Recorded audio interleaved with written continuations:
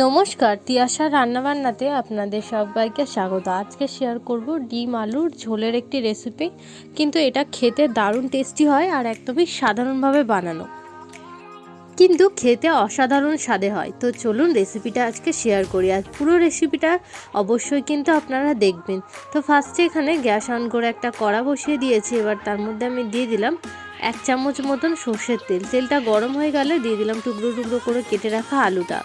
এখানে আমি 3টে মিডিয়াম সাইজের আলুকে এভাবে টুকরো করে কেটে নিয়েছিলাম। এবার আলুটা সামান্য একটু নুন দিয়ে খুব ভালো মতন করে কিন্তু ভেজে নেব। একটু লালচে লালচে কালার আসা অবধি কিন্তু আলুটাকে খুব সুন্দরভাবে ভেজে নেব। নুনটা দিয়ে ভালো মতন মিশিয়ে নেওয়ার পরে কিন্তু আমি সামান্য পরিমাণে একটু হলুদটাও দিয়ে দিয়েছি, যাতে খুব সুন্দর একটা কালার আসে।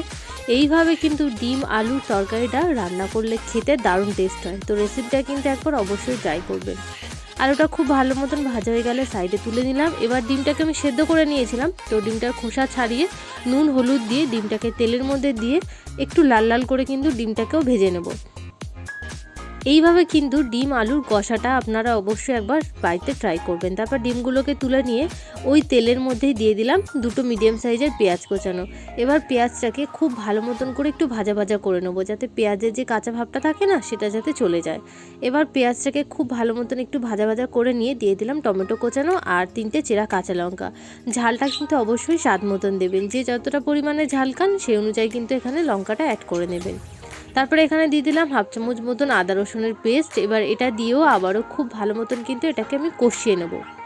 এরপরে এখানে অ্যাড করে দিলাম ভেজে রাখা আলুটা। এবার আলুটা দিয়ে প্রায় 2 মিনিট মতন এটাকে খুব ভালো মতন কষিয়ে নেব। তারপরে এখানে দিয়ে দিলাম নুনটা কিন্তু অবশ্যই স্বাদ মতন দেবেন। এবার নুনটা দিয়ে সব মশলার সাথে আলুটা দিয়ে খুব ভালো মতন আমি এখানে কষিয়ে নেব। আর সামান্য একটু পরিমাণে জল দিয়ে দিয়েছি, যাতে মশলাটা খুব ভালো মতন কষানো হয়ে যায়। তারপর এখানে আমি দিয়ে দিলাম 1 চামচ মতন টমেটোর সস। এইটা দেওয়ার কারণে কিন্তু রান্নার টেস্টটা আরও দারুণ হয়। তারপর এখানে দিয়ে দিলাম 1/2 চামচ হলুদ গুঁড়ো, 1/2 চামচ জিরের গুঁড়ো, 1/2 চামচ ধনের গুঁড়ো দিয়ে আবারও খুব ভালো মতন এটাকে আমি কষিয়ে নেব। আর এই পুরো রান্নাটা কিন্তু আমি একদম কোনো গুঁড়ো লঙ্কা ব্যবহার করব না, জাস্ট এমনিই দেখবেন যে কত সুন্দর একটা কালার চলে আসবে, আর খেতে কিন্তু দুর্দান্ত হয়। তো খুব ভালো মতন আলুটা কষানো হয়ে গেলে 2 কাপ মতন জল দিয়ে দিলাম। জলটা একটু ফুটিয়ে নিয়ে তারপরে দিয়ে দিলাম ভেজে রাখা ডিমটা দিয়ে এবার 2 মিনিট মতন একটুখানি ফুটিয়ে নেব। তারপর ওপর দিয়ে গরম মশলার গুঁড়ো ছড়িয়ে দিলেই কিন্তু এটা একদম রেডি। দেখুন কত সুন্দর কালার এসছে, আর খেতেও কিন্তু দারুণ টেস্টি হয়। রেসিপি ভালো লাগলে লাইক কমেন্ট সাবস্ক্রাইব কিন্তু অবশ্যই করবেন।